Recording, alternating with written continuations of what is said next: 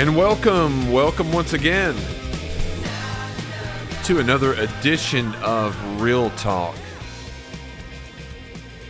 And I'm Adam tonight with you.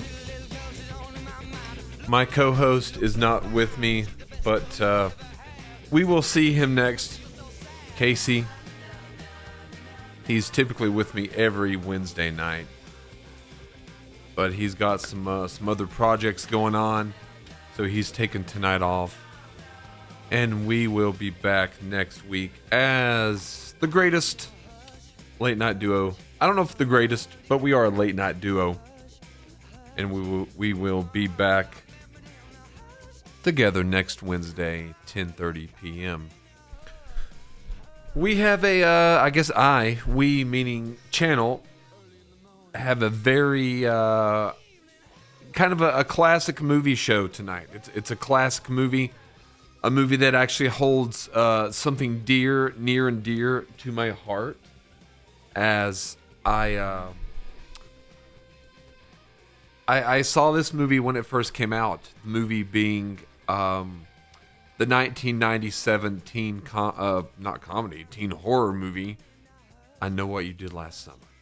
And I know what you did last summer. And I know what you did last summer. And I know what you did last summer. So I know what everyone did last summer. Before we get into that, please go to all the social medias. Facebook, YouTube, Spotify, TikTok. Now, currently, it's under my name, which isn't Ryan Parker. It's actually Adam Chafin.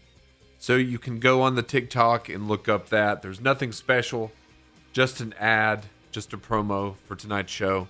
But I am going to be changing the TikTok over to the other people's show. So please go on there and share, whatever you do. I've never really used TikTok on there. I just had some videos on my phone, and then I uploaded a promo to TikTok, so that's on there. Go to the Snapchat if you want to follow me. I do some promos on there, or Instagram. Those are just some private things. So let's get into I Know What You Did Last Summer. This movie came out in October 17th, 1997. And, I do remember 1997 fairly well. I saw this movie at the Plaza 1 and 2, right across from Wendy's in Wise. I started the movie theater the week that this movie opened. So what was playing in the theater, it was pretty cool. It was I Know What You Did Last Summer. It was playing in the larger auditorium, number 2. And Bean, Mr. Bean, but it was just called Bean, with Rowan Atkinson, was playing in the smaller theater 1. So as I'm sitting there, or actually working there, I did happen to see the very end of I Know What You Did Last Summer before I was able to watch the entirety of the movie. However, it did not... It didn't take away anything from the movie. And if you haven't seen this classic, I would recommend that you see this classic. So this is directed by Jim Gillespie. And Jim Gillespie has not really had what I would call a great stellar career. I mean, I wouldn't say that he's a bad director, because he directed this movie, and I thought he did a really good job. But he's not really directed all that many things since then. Right after this movie, he directed a Sylvester Stallone movie called I See You. I See You. That movie was an abomination. It was a complete and total disaster. Didn't even get released in the theaters. And when it got released straight to video, it was released under the name Detox. Now, I've never seen it. I've only read about it, and I know about movies, because that's part of my job. I read and research. And I know about a lot more movies than I've seen. Now, I've seen quite a few. More than quite a few. Numerous times, this being one of those movies. But Jim Gillespie did not go on to make really another feature. after I See You or Detox, depending on what you saw the movie, or I guess which country that you were in. So this has a wonderful cast. We've got Jennifer Love Hewitt, Sarah Michelle Gellar, Freddie Prinze Jr. and Ryan Phillippe, all pretty much at the I guess their breakout performances, maybe right around that time, and this segued each one of those actors and actresses into bigger parts. Jennifer Love Hewitt was trying to make the transition from Party of Five into features. Sarah Michelle Gellar, the same thing with Buffy the Vampire Slayer into a feature, so it was a feature, Buffy the Vampire Slayer, into the TV show with Sarah Michelle Gellar, back into, I guess, I don't know, but she was trying to segue out of TV. Freddie Prinze Jr., I was looking up some of his IMDb and discography, not discography, but IMDb and his roles, and he was building up steadily with this. Like he was in a Michelle Pfeiffer movie to Jillian on her 37th birthday, which is a horrible, horrible title. Why would you even want to make? That's just not a good title at all. But I digress. We've got the low 5.81 on the Internet Movie Database, IMDb. We have 44% on Rotten Tomatoes, only 41% audience positive. This movie cost a slender $17 million, made $72.5 million in America, and $125.6 million worldwide. Not too shabby, correct? I mean, it's a pretty successful movie when you make back your budget basically the first weekend.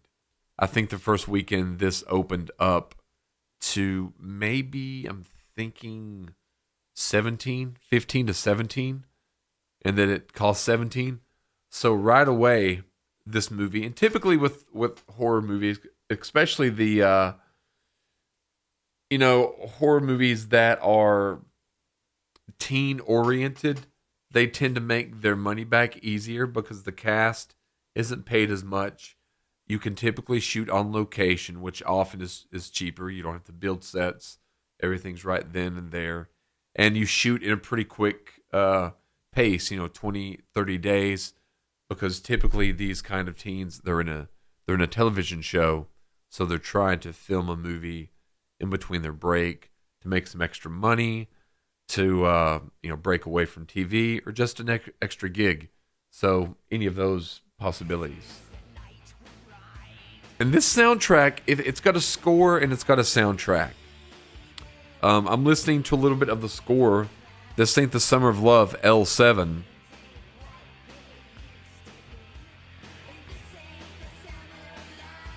And it's got really, I guess, it was made in the late 90s. It has a late 90s feeling soundtrack. Like if I didn't live in the 90s and I listened to the soundtrack not knowing anything about the 90s, I would think that's from the 90s.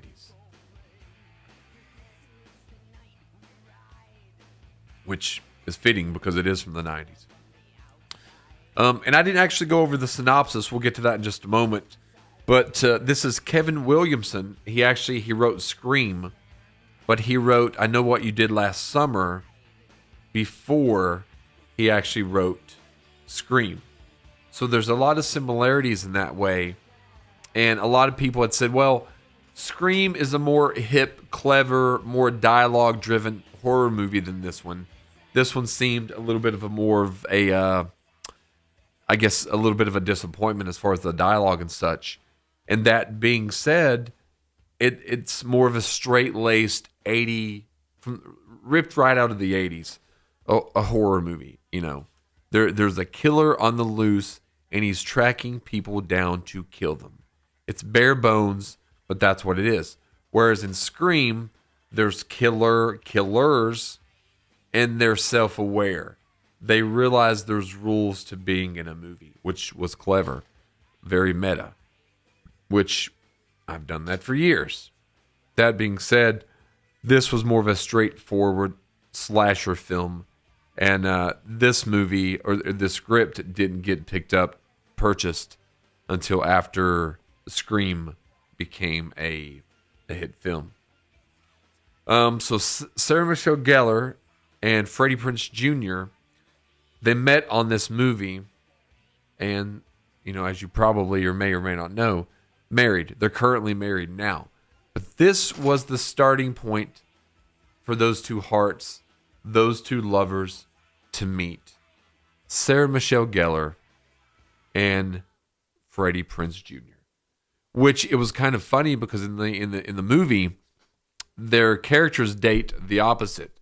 So Sarah Michelle Gellar's character dates Ryan Phillippe's character, Jennifer Love Hewitt, and Freddie Prinze Jr. So it's kind of interesting that it's kind of a switcheroo, I guess you could say. But nonetheless, they are married. The film was shot in 50 days, and that's what I was talking about earlier, where quite often they will try to film part of the movie or all of the movie while the actor or actress is on hiatus from their TV show. Because a lot of these people and the horror movie genre, a lot in general, the cheaper ones, they're shooting quickly, efficiently, with kind of want to bring in their fan base, which is young adults, and so you can get most are typically financially successful. That's why there's so many of them. And an interesting tidbit of information that I did not know was that Melissa Joan Hart turned down one of the lead roles. So I couldn't really see her playing any in this movie, but her career might have went differently had that happened. Because what was she in? Just like Drive Me Crazy, and then a TV show. I know she was in like Sabrina, but really, what else was she really known in? I don't really know, to be honest with you. I think she did a show with one of the Joey Lawrence. I think she did a show with him later on, which I don't think I ever watched it, but I saw the preview a little bit on that. So let's get into a little bit of I Know What You Did Last Summer. After an accident, 4 teens make a fatal mistake of dumping a, quote, dead body into the sea. 1 year later, those events come back to haunt them. And that's the basic premise of I Know What You Did Last Summer. I'd say it's a pretty decent plot and story. Sorry, my foot is really itching here. Sorry about that. I think it's a good story. It's not the most original story, but it's a good plot. It moves nicely, and it has, a good surrounding characters of, cast of characters. No one is really outdone, I would say, in this movie. I'd say everyone does a solid job. And you really can't complain. You've got Jennifer Love Hewitt, like I said, Sarah Michelle Gellar, and I'm looking on the IMDb and some of their names. You got Ryan Phillippe as Barry, and you've got Anne Heche. She's in it, and it was weird because she plays a character where I think it's her brother gets killed, David Egan, and in real life, she had her brother pass away, not long before filming began. So it was kind of a, a sad thing a little bit, and she channeled some of that for her role. We've got Johnny Galecki, I think that's how you pronounce his name, as Max. We've got Bridget Wilson at the time. She played Sarah Michelle Gellar's prom queen sister. So the plot in the story, it's a good mixture of kind of a suspense, a little bit of mystery. You've got the horror aspect, you've got the jump scares, and you've got the pretty cast. So all the ingredients are there to make a compelling story. And a story where these teenagers, after drinking and partying a little bit, accidentally hit someone, which is a very similar thing that happens in Infinity Pool. The crew accidentally hits someone, spirals out of control. Their poor decisions and not wanting to get the authorities involved leads to the rest of the story opening and the plot developing, and the events that are set to come are basically due to their inability to do the right thing, contact the police. So if you take nothing else away from this particular show tonight, contact the police, the authorities, if you hit a pedestrian. If you hit a drunken or just anyone, a hobo with your car, call the authorities. Do not do what these cast of characters do. Do not pick up the body. Do not throw it in the water because you do not know if it is going to be dead. They thought this body was dead, and it wasn't. They threw the body in the water, and what happened? He reached off and grabbed her crown, took the crown down. So here you got Barry. He's already a little spoiled punk, having to jump in the water, which I'm sure it's cold. It's dark. It's night, obviously. It's dark, cold. 2, 3 a.m. You've got someone that's dead that, you hit with your car, and then they pull your girlfriend's crown off with the fishes. Barry jumps in, grabs it, and, they think they get away with it. A year goes by. Everything is horrible. The characters, excluding Barry, have not moved on. They've not lived up to the promise that they were going to. Sarah Michelle, she is not in New York. She's working at the town store, managed by her sister. Jennifer Love, her beauty's drained out of her face. She has dark circles, a long face. She's lost weight. She's not sleeping. She's not doing well in college. You've got Freddie Prinze. I think he's working at the dock. He's a dock worker now, following in his old man's footsteps, is what he said. And then you've got Barry. He's went off to be a quarterback at an unnamed college. He's the only one that's been successful within the group. So I'm not going to go through each little bit of the story, but I do suggest, because I don't want to give it away just in case you haven't seen this. Now, is it a masterpiece? No, it isn't a masterpiece. But it's a good, fun piece of cinema. It's a fast-paced, well cast, well acted, a great script. I would say maybe not great, but a really, really good script, solid script, and a fun movie. So, as far as the characters go, I've named them a couple of times. I think they're, basically almost your standard characters. I don't really like one less than the other. I guess you're supposed to, as the audience members, sympathize with Freddie Prinze Jr.'s character a little more. Well, I don't even want to say a little more, but probably the most, and maybe him and J Love. Can I call her J Love? Because we got J Lo. I always called her J Love because I always liked that name, Love. And then the movie or the show, what's the stalker show? You, not You, but the show You.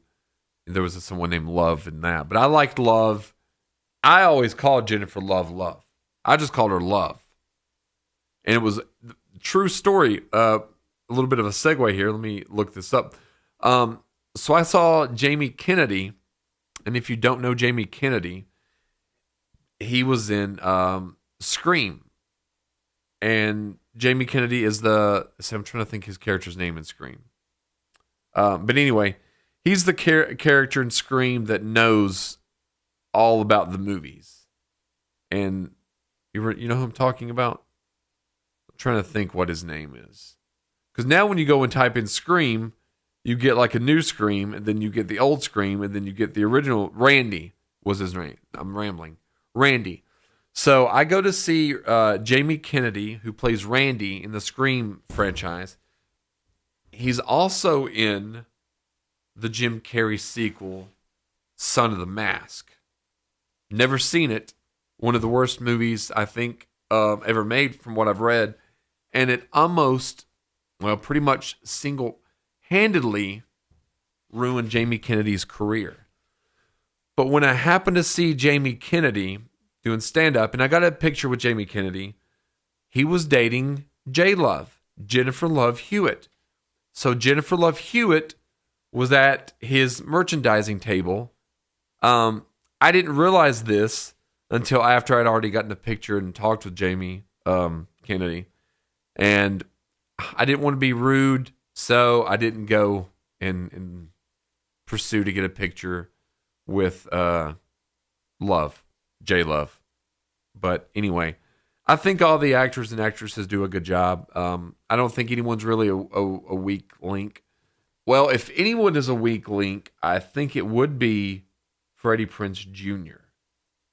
Because I think he was the only person in this cast not to really have acted as much as some of the other cast members. He was mainly, he'd done a few small roles, like I said, but I don't think his filmography was as extensive as some of the other cast members. Do I have a favorite scene or a least favorite scene?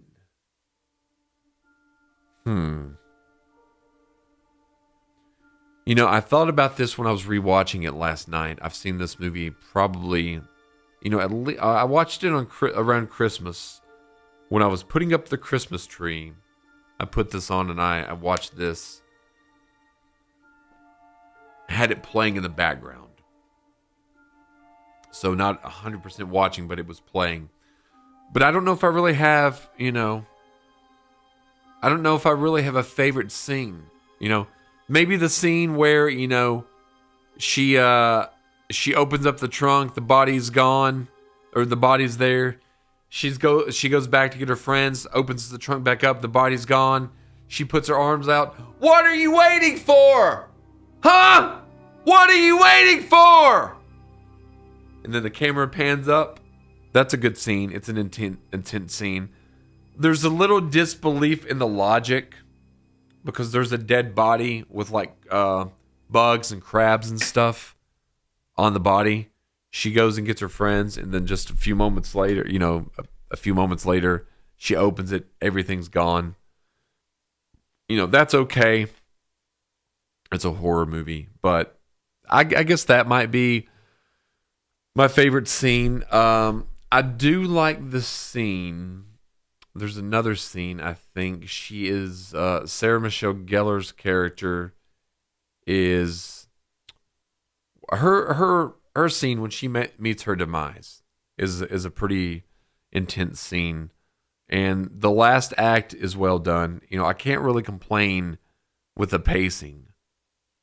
I think it's an hour and 41 minutes, which is a good pacing. An hour and a half is typical for a comedy or a horror movie of this sort. You would want to get, about that time frame.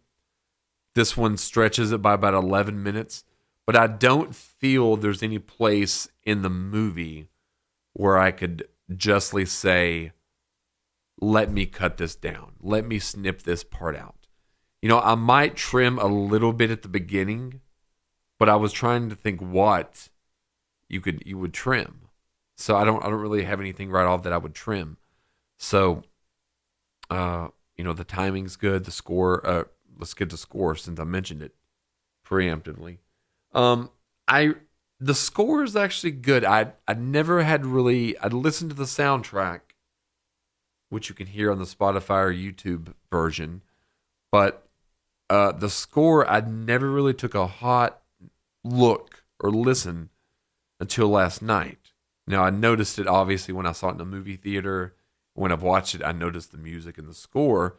but I didn't pay 100% attention to it until, last night, to be honest with you. And it does have some pretty creepy score. It's got a lot of, looking around, you're waiting. Kind of, if you go and watch In Dreams and you follow Brittany's character, she's walking through a hall, looking around, and you're following this character at every move, wondering what she's seeing, what's going to jump out next, if anything's going to make her startle her, if anything's going to get her, bring her down. So this has kind of a jump scare score, but it's a little more subtle about that. You've got the the brass instruments, you've got the horns, but it's not full blown. You've got the violins, but it's a slow build. It's I don't know. It fits. It's a nice fitting. It's a nice fitting. It's like you're laying in that bed, and then the blanket is just pulled over you, just enough where you're comfortable. And then you're starting to get cold. You don't realize it, and then the blanket slowly, is over top of that chill. But I think it's a good score.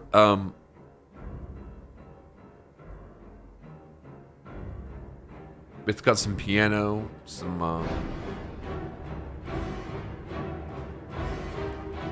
yeah, I think you'd like it. So check that score out, definitely.